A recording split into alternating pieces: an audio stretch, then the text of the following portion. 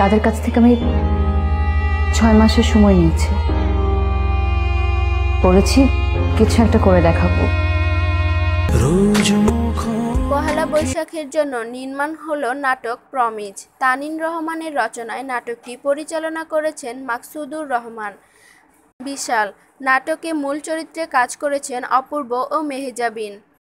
এই নাটক প্রসঙ্গে অপূর্ব বলেন, এর আগে বিশালের নির্দেশনায় আমি 3টি নাটক টেলিফিল্ম করেছি।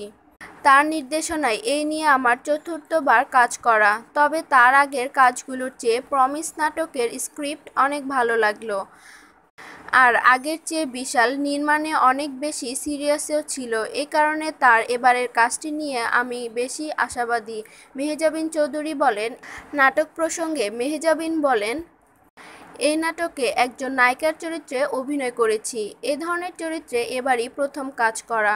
গল্পটা বেশ মিষ্টি, রোমান্টিক একটি গল্প, যে কারোরই গল্পটা ভালো লাগবে। বিশাল ভাই যত্ন নিয়ে নাটকটি নির্মাণ করার চেষ্টা করেছেন। আসছে পহেলা বৈশাখে নাটকটি এস মিউজিক ক্লাব ইউটিউব চ্যানেলে প্রচার করা হবে। নাটকটি নিয়ে আপনাদের এক্সাইটমেন্ট কমেন্ট বক্সে শেয়ার করুন। এছাড়া বিনোদন জগতের সকল খবর পেতে আমাদের চ্যানেলটি সাবস্ক্রাইব করতে ভুলবেন না।